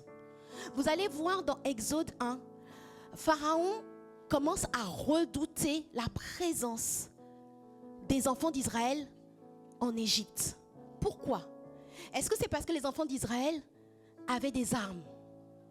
Est-ce que c'est parce que les enfants d'Israël ont fait une grève? Pourquoi Pharaon tout d'un coup dit mais je me sens en insécurité? Vous allez voir, il dit, on va le lire ensemble, 1, 2, 3. Les enfants d'Israël furent féconds et se multiplièrent. Ils s'accrurent et devinrent de plus en plus puissants. Et le pays en fut rempli. Bien aimé, ils étaient en train d'accomplir Genèse 1, verset 26. Oui, c'est ça. Regardez. Fécond, multiplie, remplir. Et qu'est-ce qui se passe? Le verset suivant. Le verset suivant. Ah, je ne vous l'avais peut-être pas donné. Mais on voit, on te dit que les enfants d'Israël se multiplièrent. Ils se veulent. Non, attends, repars. Et il dit, ils devinrent de plus en plus puissants. Qu'est-ce qui a fait que les enfants d'Israël étaient devenus puissants? C'est juste parce qu'ils étaient nombreux. Bien aimé, quand on est nombreux, on devient puissant. Quand on est nombreux, notre voix commence à compter dans le territoire. Quand on est nombreux, le maire de la ville commence à nous faire la courbette. Ils disent, vous ne voulez pas une salle supplémentaire? Parce que j'ai mes prochaines élections et j'aurai besoin du vote de votre population. Tu dis, il n'y a pas de problème, on aimerait un auditorium 4 fois plus grand. Bien-aimés, je déclare et je décrète que nous allons devenir nombreux et que nous serons puissants et influents dans ce territoire. Bien-aimés, je déclare et je décrète que nous serons un peuple nombreux qui va infiltrer les préfectures, qui va infiltrer les lobbying, qui va infiltrer les grandes entreprises de ce territoire. Nous allons infiltrer les mairies, infiltrer les sphères, là où les décisions se prennent, là où les valeurs sont décidées, là où les programmes pour les jeunes sont décidés, là où les programmes d'éducation sont décidés. Bien-aimés, toi et moi, nous allons mettre le pied là-bas. Bien-aimés, nous allons devenir un peuple nombreux, un peuple puissant, un peuple dont la voix compte. Bien-aimés, quand on est puissant, les gens commencent à nous redouter. Quand on est petit, on est méprisé. Mais quand on est nombreux, on est respecté. Bien-aimés, je déclare et je décrète qu'Impact Centre Chrétien Poissy, nous allons devenir un peuple nombreux, un peuple élevé, un peuple respecté, un peuple grand, un peuple qui peut assujettir le territoire, un peuple qui dit, bon, si vous voulez qu'on vote pour vous, il va falloir changer les lois. Parce qu'il y a une loi dans cet endroit-là qui dit qu'on peut faire facilement l'avortement. Si vous changez cette loi, alors on vote pour vous. Bien-aimés, on va commencer à assujettir le territoire avec les lois de Dieu, avec les valeurs de Dieu. Est-ce que ça enthousiasme quelqu'un? Ah, bien-aimé, Dieu va travailler à travers moi et à travers toi. Ah, bien-aimé, tu ne seras plus juste un spectateur. Tu seras un acteur du changement. Alléluia. Bien-aimé, on a été nombreux à être offusqués par la cérémonie des Jeux Olympiques. Mais c'est quoi cette cérémonie satanique? C'est quoi cette cérémonie? Mais bien-aimé, la réalité c'est que on était tous d'accord quand même que la cérémonie, elle était excellente. D'un point de vue artistique, elle était de très haut niveau. Si tu es d'accord, dis avec moi un bon amen. Même si c'était diaboliquement excellent, c'était excellent. La cérémonie d'ouverture a un niveau d'excellence terrible. Mais bien aimé, qu'est-ce qui s'est passé? Il y a eu dans les sphères artistiques quelqu'un qui avait développé son talent au point que le diable pouvait passer par lui pour pouvoir accomplir son œuvre. Parce il s'est dit, le diable s'est dit, je veux faire une cérémonie excellente que le monde va acclamer. Parce que quand le monde acclame et admire quelque chose que le diable a inspiré, alors le diable peut se répandre. Mais bien aimé, Dieu n'a pas pu trouver. Qu'est-ce qui s'est passé? Pourquoi on n'a pas pu contrecarrer? Ce n'est pas juste la prière. C'est parce que dans ces sphères-là artistiques, Dieu n'a pas pu trouver quelqu'un d'influent, quelqu'un de puissant, quelqu'un de compétent, quelqu'un de ouin qui allait dire non, c'est pas lui qu'on va choisir. Moi aussi je suis puissant, moi aussi je suis excellent. Servez-vous de moi. Dieu n'a pas pu passer par un vase dans ses sphères d'influence pour pouvoir monter une cérémonie des Jeux Olympiques qui allait glorifier Dieu. Bien aimé, le diable peut travailler. On se plaint, mais le diable peut travailler dans ce monde. Le diable peut faire des viols parce qu'il trouve des personnes qui se rendent disponibles pour qu'ils puissent passer par lui pour faire du mal aux gens, pour répandre les ténèbres. Mais bien aimé, je prie qu'en cette saison, Dieu puisse te trouver, que Dieu puisse nous trouver, parce que le Dieu travaille, Dieu veut travailler, Dieu veut répandre son règne dans le domaine artistique, dans le domaine du sport, dans le domaine des médias, dans le domaine de la banque, dans tous les domaines, Dieu veut travailler. Alors je prie que Dieu puisse travailler à travers toi. Je prie que Dieu puisse se servir de toi. Est-ce que tu peux te tenir debout? Est-ce que tu peux te tenir debout? Et le plus petit travail que Dieu te demande. Avant, il y en a qui disent non, Dieu m'appelle dans la politique. Avant d'être un berger dans la politique, Dieu veut faire de toi un berger. Déjà dans ton quartier, dans une famille d'impact. Avant d'être un berger de 1000 personnes, Dieu veut faire de toi un berger. Juste de 10 personnes. Alors décide de te lever. Décide qu'à travers toi. Bien aimé, récemment une sœur m'a raconté un viol atroce qu'elle a vécu. On m'a raconté l'histoire d'une jeune fille qui, depuis l'âge de 5 ans, avait été abusée en pagaille. Tellement abusée que quand son père l'a emmenée à l'hôpital, toutes ses parties génitales étaient détruites. Et les médecins ont dit de juste ramener l'enfant à la maison, que l'enfant allait mourir, qu'elle n'allait pas pouvoir vivre. Mais ce père de famille a pris sa fille, il l'a ramenée à la maison et il s'est mis à pleurer, à crier à Dieu pour que Dieu étende sa main sur sa fille. Et aujourd'hui, cette fille, elle a un Impact Centre Chrétien et elle a témoigné. Aujourd'hui, elle est mariée, elle a 3 enfants. Bien-aimée, parce que Dieu a pu se servir de ce père de famille pour restaurer la vie de cet enfant. Mais ce qui m'a marqué, je me suis dit, waouh, cette femme avait une destinée extraordinaire. Elle avait une étoile merveilleuse. Mais le diable a pu passer par un homme pour saccager ses parties génitales, pour saccager sa vie, pour voler sa vie. Bien-aimé, je prie que de la même manière que le diable trouve des vases disponibles pour détruire les vies, que Dieu puisse te trouver et me trouver pour construire, pour rebâtir les vies et les villes. Dis avec moi un bon amen. Je me livre totalement.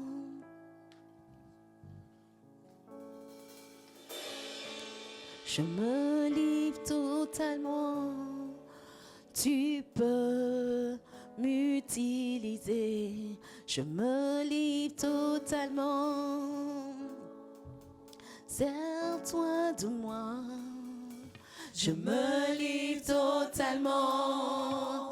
Tu peux m'utiliser. Je me livre totalement. Je ne veux plus résister. Je ne veux plus procrastiner. Non, non, non. Je me livre totalement. Tu peux m'utiliser. Je me livre totalement. Est-ce que tu es en train de te livrer, de te livrer, de te livrer, de te livrer? Je me livre. Je ne veux plus différer, je ne veux plus faire une vie. Je ne veux plus avoir un rythme de vie qui ressemble à celui du diable. Non, je me livre. Je veux avoir un rythme de vie qui te glorifie, un rythme de vie où je vais de lieu en lieu, où je fais le bien. Je fais le bien par mes prières, je fais le bien par mes paroles, je fais le bien par ma vie. Ah, je t'en supplie, je me livre totalement.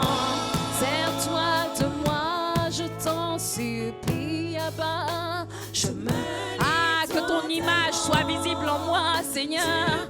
Que tu peux m'utiliser. Fais de moi la lumière du monde. Fais de moi le sel de la terre. Donne-moi d'obéir promptement, d'ouvrir ma maison, d'ouvrir, de devenir une ambassade, de devenir une personne qui affermit, qui encourage, une personne dont la vie compte, une personne dont la vie est utile. Ah, oui, je me livre totalement à Abba Père. Je me livre, ah, je me livre totalement. Tu peux m'utiliser. Alléluia. J'aimerais pouvoir, nous sommes en train de parler ici de l'importance d'avoir une vie qui est utile pour Dieu, d'une vie qui reflète Dieu et non pas le diable. Une âme dans laquelle l'amour, la paix, la joie, la patience, la persévérance, la douceur sont visibles. Mais peut-être que tu entends ces paroles, mais que tu n'as jamais vraiment donné ta vie à Dieu. Si tu n'as jamais vraiment donné ta vie à Dieu, tu vois à travers ce message que j'ai donné que la priorité de Dieu est de faire revenir dans sa maison tous ceux qui se sont éloignés ou tous ceux qui ne le connaissent pas. La priorité de Dieu, c'est de pouvoir construire ta vie, c'est de pouvoir se servir de ceux qui le connaissent déjà pour bâtir des vies comme la tienne. Alors si tu es là, peut-être que c'est la première fois que tu es là, ou peut-être que c'est la première fois que tu n'as pas vraiment, tu connais peut-être la religion chrétienne, mais tu n'as pas vraiment donné ta vie à Dieu. Et tu veux faire cette prière pour revenir à Dieu, parce que la Bible dit que si tu crois dans ton cœur que Jésus-Christ est Seigneur, et si tu le confesses de ta bouche, alors tu seras sauvé. Alors bien-aimé, il suffit juste de dire dans ton cœur, de croire dans ton cœur et de le confesser de ta bouche pour prendre un nouveau départ avec Dieu, pour devenir non plus juste une créature de Dieu, mais pour devenir un enfant de Dieu. Et quand tu es un enfant de Dieu, Dieu peut rentrer dans ta vie, Dieu peut réécrire ton histoire, Dieu peut commencer à diriger ta vie. Alors, j'aimerais que tous ensemble nous puissions prier, nous puissions répéter ces paroles. Seigneur Jésus, j'ai entendu ta parole et mon cœur brûlait au-dedans de moi. Alors, à partir d'aujourd'hui, je veux te donner ma vie. Prends ma vie, transforme-la, rentre dans ma vie. Je crois que tu es le chemin, la vérité et la vie. Je crois qu'il n'y a de salut en aucun autre Dieu. Alors Seigneur Jésus, viens dans ma vie. Je t'accepte comme Seigneur et comme Sauveur. Viens et transforme-moi. Que ma vie soit métamorphosée.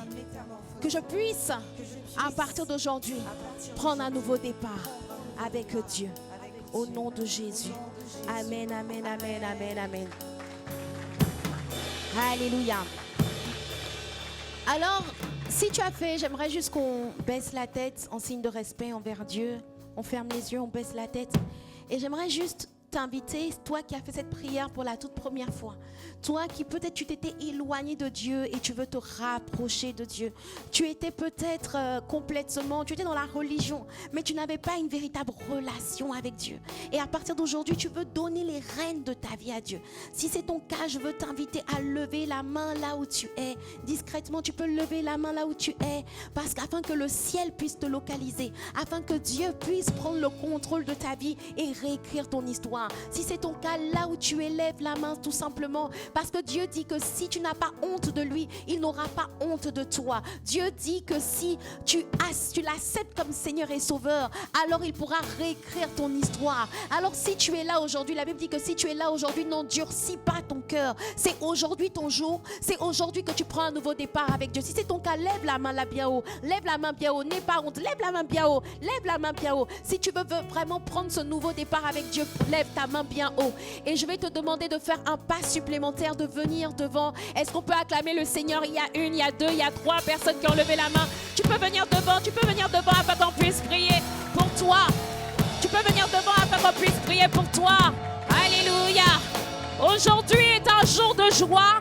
Aujourd'hui est un jour de gloire. Oui, viens devant. Il y a plusieurs personnes qui ont levé la main. J'ai vu plusieurs personnes lever la main. Oui, tu peux venir devant. Waouh! Waouh! Waouh! Waouh! Waouh! Waouh! Waouh! Waouh! Waouh! J'ai vu un jeune homme en haut. Tu peux venir. Le petit jeune homme là, tu peux venir. Il n'y a pas d'âge pour revenir à Dieu. Il n'y a pas d'âge pour revenir à Dieu. La Bible dit que lorsqu'il y a une seule personne qui l'accepte comme son Seigneur et Sauveur, alors il y a de la joie dans le ciel. Bien-aimé, grâce à toi, Dieu est dans la joie. Grâce à toi, les anges sont dans la joie. Quelle que soit la noirceur de tes erreurs et de tes péchés, Dieu t'accepte tel que tu es. Et Dieu veut rentrer dans ta vie et réécrire ton histoire. Et bien-aimé, je t'assure que prendre cette décision de donner ta vie à Dieu est la meilleure décision que tu puisses avoir prise. Dis avec moi un bon amen. Bien-aimé, tu sais, des fois, on peut prendre des décisions et regretter. Tu peux acheter une voiture et oui, vous pouvez me regarder.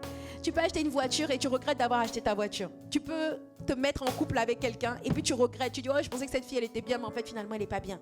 Mais quand tu prends la décision de laisser Dieu contrôler ta vie, jamais tu ne regrettes. Est-ce qu'il y a quelqu'un ici qui peut attester que jamais il n'a regretté? C'est la plus belle décision que tu puisses prendre dans ta vie. Et alors que tu as fait cette prière pour l'accepter comme ton Seigneur et Sauveur, ici, il y a des enseignements qui te seront donnés, il y a des formations, il y a un accompagnement. Laisse-nous juste t'accompagner, t'aider comme nous, on nous a aidés. Moi, j'ai donné ma vie il y a 20 ans. J'avais 20 ans à peu près. Et moi, je passais ma vie en boîte de nuit. J'étais quelqu'un qui avait 10 000 gars, qui avait une vie dissolue, une vie compliquée. Je passais ma vie dans le désordre, dans la tristesse, dans la dépression. Mais quand je donnais ma vie à Dieu, il a réécrit l'histoire de ma vie. Et de la même manière qu'il a réécrit mon histoire, il va réécrire ton histoire. Et ta vie va resplendir à la gloire de Dieu. Bien-aimés, on vous donne juste 3 mois. Écoutez juste ce qu'on vous demande de faire ici. Juste 3 mois. Et les gens autour de vous ne vous reconnaîtront pas. La joie va resplendir. Le bonheur et la grâce va vous accompagner. Dis avec moi un bon amen, amen. Est-ce que tu peux juste tendre la main vers eux? Nous allons prier pour vous. Seigneur, nous te recommandons ces personnes qui sont revenues à toi. Et Seigneur, oh Dieu, nous voulons réellement te demander que ton esprit maintenant descende sur eux. C'est le Saint-Esprit qui fait de vous des nouvelles créations. Alors Saint-Esprit, viens souffler sur chaque personne ici présente, chaque personne qui a décidé de donner sa vie. Que le Saint-Esprit vous remplisse, que le Saint-Esprit vous remplisse, que le Saint-Esprit vous remplisse au nom puissant de Jésus. Rekasata. Oh Saint-Esprit, ah Saint-Esprit, remplis-les, Saint-Esprit, inonde-les. Seigneur, donne-leur d'aimer ce que tu aimes et donne-leur, je vais juste vous imposer les mains afin que l'Esprit de Dieu vienne vous remplir, que la puissance de Dieu vienne vous remplir, que toute forme de ténèbres lâche son emprise dans votre vie, que là où le diable avait sa main sur eux, que la main du diable soit détruite au nom puissant de Jésus et que l'Esprit de vie maintenant les remplisse, que l'Esprit de puissance maintenant te remplisse, que la grâce d'aimer ce que Dieu aime et de haïr ce que Dieu est sera maintenant déversé sur toi au nom de Jésus. Que l'esprit d'amour, l'esprit de paix, l'esprit de joie, que la paix de Dieu qui surpasse toute intelligence garde ton cœur et tes pensées en Jésus-Christ. Que maintenant l'esprit de Dieu en toi démontre que tu appartiens à Dieu. Plus personne ne peut te toucher. Aucun esprit méchant, les esprits de mari de nuit, les esprits méchants de sorcellerie lâche son emprise dans ta vie au nom de Jésus. L'esprit de vie maintenant te remplit. L'esprit de vie maintenant fait de toi un prodige, un miracle dans ton époque et dans ta génération. Que maintenant tu sois gardé, qu'ils soient tous gardés, sécurisés. Que le sang de Jésus parle sur leur vie. Que plus jamais ils ne retournent dans le monde. Que plus jamais ils ne retournent à ce qu'ils ont vomi. Mais que la grâce de Dieu les garde jusqu'au retour de Jésus. Vous serez gardés, vous serez attachés à Dieu, vous serez consacrés à Dieu. Que la grâce de l'esprit de prière, que la grâce d'avoir une vie consacrée, que la grâce d'avoir un changement radical, une métamorphose radicale soit votre partage dans le nom puissant de Jésus. Amen, amen. Est-ce qu'on peut acclamer le Seigneur? Est-ce qu'on peut acclamer le Seigneur? Alléluia. Seigneur, nous te célébrons, nous te bénissons. Alors bien-aimés, nous voulons juste prendre 5 minutes de votre temps. Vous pouvez suivre la conseillère, ma sœur qui est juste là derrière vous. On va juste prendre 5 minutes de votre temps, juste 5 minutes pour vous expliquer ce qu'on vous propose comme formation, comme accompagnement afin que vous puissiez progresser avec Dieu. Est-ce qu'on peut encore acclamer? Est-ce que tu peux encore acclamer Dieu? Il y a de la joie dans le ciel lorsqu'un seul pécheur se répand. Alléluia. Ah Seigneur, nous voulons encore te dire merci. Que ton nom soit loué, que ton nom soit glorifié. Alors bien-aimé, toi qui es ici, qui es de ICC Poissy, que tu aies un mois de conversion, que tu aies 20 ans de conversion, aujourd'hui n'est pas juste un culte d'inauguration, aujourd'hui est un nouveau départ. Ta vie prend un nouvel élan et à partir d'aujourd'hui, Dieu va se servir de toi dans ce territoire pour dégager les ténèbres, pour ramener des âmes à Christ. Arrête de négliger ta vie, bien-aimé. Tu n'es pas n'importe qui. Tu es l'ambassadeur de Dieu qui emmène le règne de Dieu partout où tu vas. Dis à ton voisin, hey, tu n'es pas n'importe qui. Ah, Dieu va emménager dans ce territoire à travers chacun d'entre vous. Bien-aimés, on compte sur vous pour remplir les villes de famille d'impact. On compte sur vous pour remplir les villes du règne de Dieu. Et que Dieu vous bénisse, que les privilèges de Dieu vous poursuivent, que la bénédiction du Seigneur vous poursuive. Dans le nom puissant de Jésus. Amen, amen. Est-ce que tu peux acclamer, acclamer, acclamer?